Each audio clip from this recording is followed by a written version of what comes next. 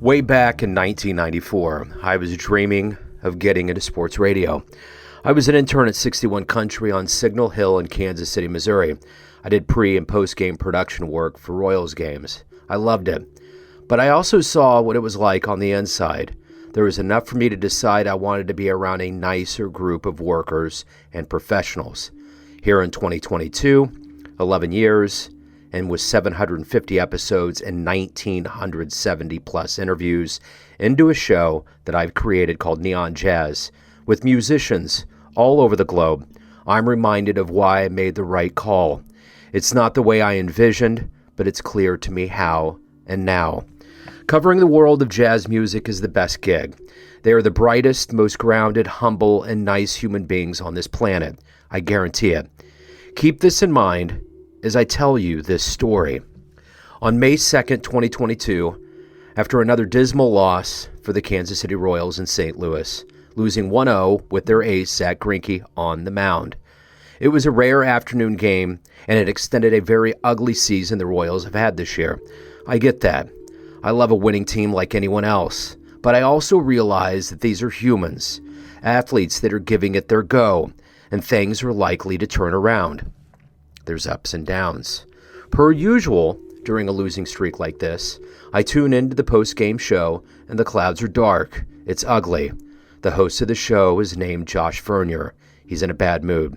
The callers are spitting nails. Everyone is crying that the sky is falling.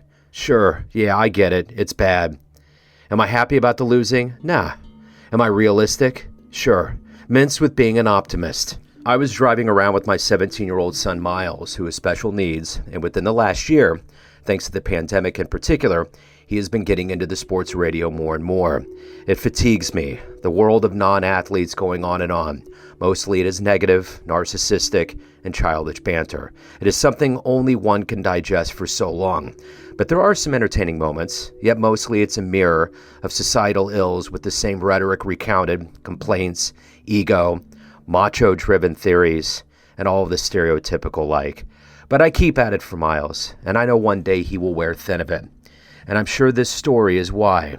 So on this one losing day, I decided that it was time to call in with a bit of optimism to the show. It had been quite a few strange years on planet Earth, finally emerging from a very dark pandemic. I was talking about how good it was that there was baseball, that's all, and a tongue-in-cheek comment about new uniforms and dollar hot dog nights. Innocent enough. Nothing overly serious, but something to interject into that negative mix of radio rot going on that roared in melancholy for way too many minutes to count. And here I come. I called, and this is what I had to say. Let's go to Joe in Lee Summit. Joe, you're on 610 Sports Radio. Go ahead. Hey, Bert, listen, man, if we're going to ask these players and the organization to take a step back, I think we need to do the same. Man, we were looking at a strike this year. We're coming out of a pandemic. The dollar hot dogs are back. These cats are, I mean, they're professional baseball players, man. At some point, they're going to get it. I'm just grateful to play in. I'm grateful this town's got a new logo on their jersey. I'm just looking at this with a little bit of sunshine coming through the clouds, man. It happens all the time in sports, man. It's an up and down, back and forth. One way or another, these cats will figure it out. But I think we all need to take that pill of being grateful that we're actually listening to you on the radio and having baseball, because we were looking down the barrel of this not happening. So at the end of the day, man, one way or another, these cats will figure it out or they won't. But I'm looking at this thinking, man, I'm so happy that we're talking baseball and it's happening. So that's my thought, man. Following that, the host, Josh Vernier, leaned into me hard. He was cold and spun zero context into what I said. No matter what I said, he was not going to have it. He was pissed, and my call only fanned the flames of his ire. I did regret calling in, but now that I heard they replayed my audio on 610, an afternoon show with the guy by the name of Carrington Harrison as a story within itself, I was relieved that I never followed that sports broadcasting lifestyle. As much as I deplored their ugly showboating of my simple show of optimism for our local baseball team, I saw it for the ugly and truth that it was. This is a clip of what Josh actually said to me, and Carrington chimed in, making his own elongating stabs. Yeah, maybe if you made that call after the pandemic in 2020, I'd be with you, but a lockout in 2022, I think you're a plant. What are you bringing up dollar dogs? The hell do I care about dollar dogs or a new logo on a jersey? Give me wins. How about that? That's how you guys want me to be towards the Royals and the Chiefs. Well, you know what, guys? It's okay, man. We're just happy to have them. I mean, we've been through so much these last couple of years. I'm just happy to be able to turn on you can't really turn on the TV and watch the Royals, but you get what I'm trying to say. I'm just so happy to be out here and go outside and, yes, baseball's back. That kid was describing Olathe South baseball as how he was describing the Kansas City Royals.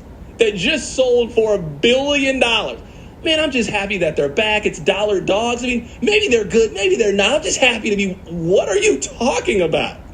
He was talking about them like they were Bishop Miege. What? Again, it was all unnecessary. It was ugly. If I was saying something totally out of line, stupid or wrong, I get it.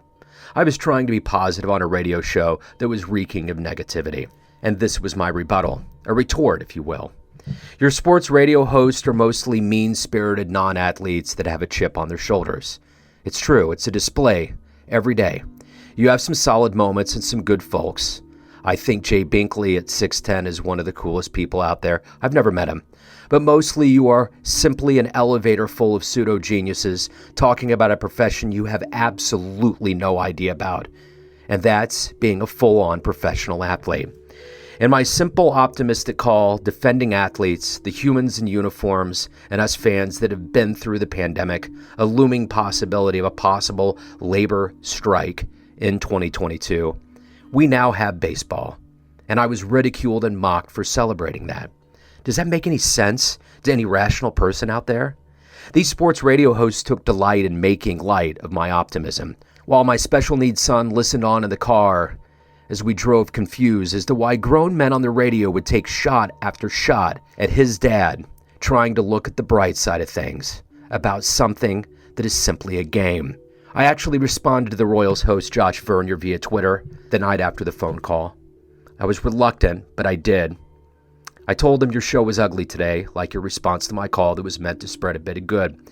Very sorry I called. It's not about agreeing with another person, it's respect. I called for my special needs son and you gleefully mocked and offered bad radio. He missed my whole point in his apologyless response. He said you made no mention of your son. I can't help how you interpret a sports opinion. My thoughts on the Royals are not meant to disrespect you, Joe. And when I called in after the segment that Carrington drubbed me hoping to have a minute during a segment, a break, on guessing Royals attendance numbers, I didn't, but this is what he had to say to me when he realized it was me. All right, Joe, go ahead, Joe. What do you have tonight's attendance at for the Royals? I'm going to do 23,150, and just for context, I was the guy that you played the recording on there about me being optimistic. That was about you? the Royals. All right, That's Joe. me, man. All right, I love your optimism, Joe. He put you on hold here. Joe was like, that was me yesterday. I was the one that said that foolishness. All right, my bad, Joe, my bad. Following yet another audio segment of me and my call, it was the second of the day. It could have been more. I didn't listen all day. The host and producer howled in mock and laughter at my optimism. At that, I fired off a few texts telling them the damage they did to my son, who is a huge fan of their show and sports radio. And the response was absolutely no apology. I'm not really fishing for much here. It's just a story, and it's a sad one. And it's probably a warning to youth out there. I'm just glad that I chose to avoid a life in an industry that celebrates mean-spirited tactics and then, in return, relishes in it. It's a part of sport, it's sports radio, an ego-driven world full of non-athletes ready to knife fight. I could easily be negative. I could easily call in and scream and bemoan the Royals like everyone else, but I took another viewpoint, and I will continue to, with an audience that appreciates it. A jazz community that proceeds with cool, wit, respect, calm, and truth. No petty games. So, be nice to each other out there. No Armatron rating or dollar bill is worth the mean and demoralizing banter. Period. Cheers, and until next time.